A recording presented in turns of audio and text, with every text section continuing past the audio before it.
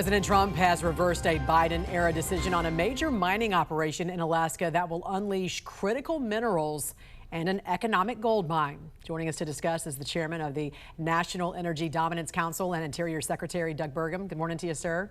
Welcome back. Good morning, Jan. Great to be with you. Tell us more about this project that was blocked by Biden and why it is critical also to our national security. Well, President Trump promised on day one that he was going to ensure that our nation had energy security, and part of that energy security is making sure that we've got secure supply chains for critical minerals in our country. Deep in the interior of Alaska, there's a mining region called Ambler. There's a 211-mile gravel road proposed to get to this area to help unleash over 1,700 mining claims, some of them over 100 years old, never been able to release those minerals.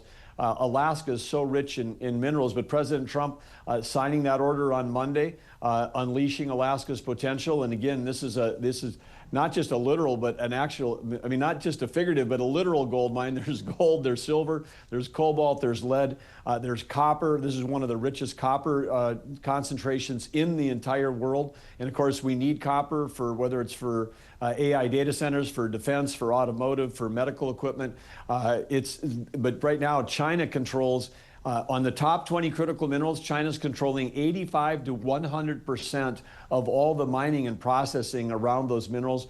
We've got to bring those back home to the United States. We've got to get back in the mining business if we're going to have a secure economy and energy security in this country. President Trump knows that, and he's making it happen. As far as Alaska's concerned, too, that project, we have a 10% stake, right? The U.S. does. The government. Well, as part of this deal, there's an investment that was made by the Department of War into a mining company that's operating, which gives us a 17.5% stake in a company that has some of the richest mining claims there. And so that will be held by the Department of War, but it's for the benefit of the American people. Right. The American people will benefit from this road access and these mineral resources as well, because this is the way it should be. When Theodore Roosevelt put away hundreds of millions of acres of federal land, he said it's for the benefit of the American people as well as the enjoyment.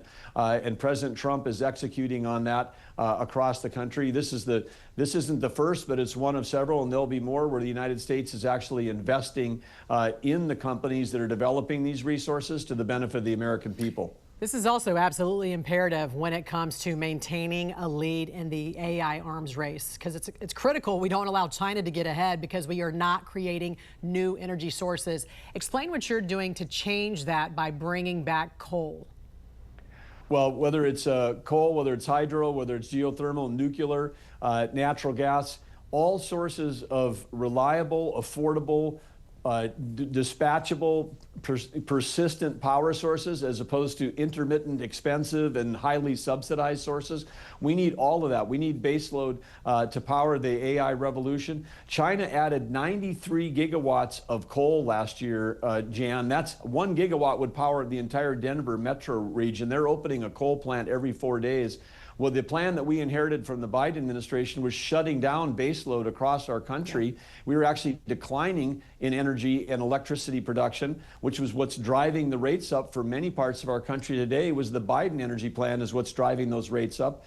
Now we've got, with President Trump, we need energy abundance. We've got to make sure that we've got the electricity we need to make everything affordable at home, but also to make sure that we can run AI data factories. A kilowatt of electricity is worth more today than ever before because you can turn electricity directly into intelligence.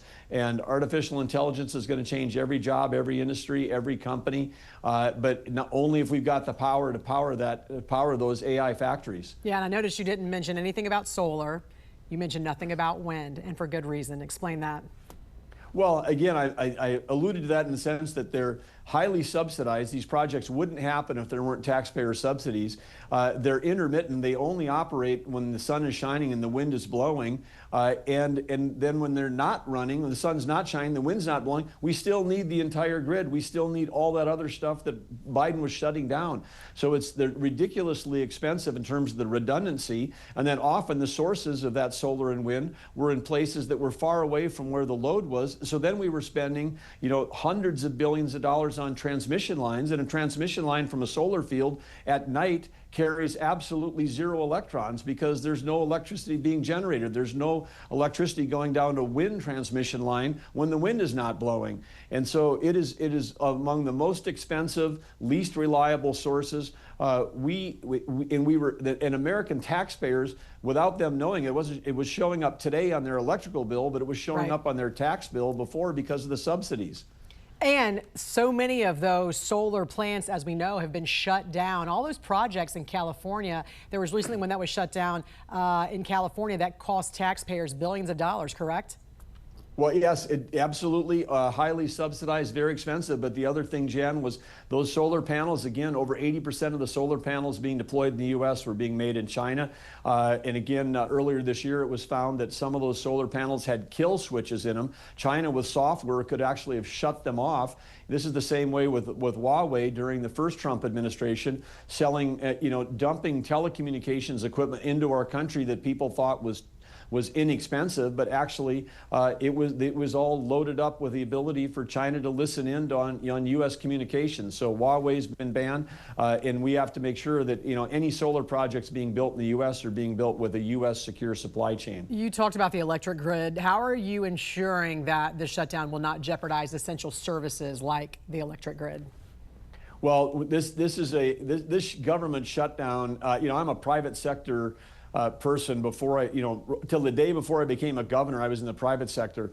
A government shutdown by the Democrats right now, when it's literally over nothing. They say it's over health care. If they want to change health care in America, introduce a bill while the government's running and see if they can get a bill passed in Congress. But when they're shutting down, whether it's shutting down our national parks, shutting down permitting to keep advancing infrastructure, China's not taking a week off right now, or 2 weeks or 3 weeks off. China is going full bore every day, and we're in a race with China. And so it's absolutely harmful to American national security, to our economy, to our prosperity, that we're having this shutdown right now. And again, it's incredibly selfish on the side of the Democrats because there's nothing at stake. The House has already passed a budget resolution that says we'll keep spending it the same way we were spending last week. If they want to debate the budget, debate policy, introduce a bill. That's what Congress is designed for. But meanwhile, all cabinet members right now are spending an inordinate amount of time running, from thing to thing, trying to figure out a way to keep government going, even though we're not allowed to use any appropriations to do it.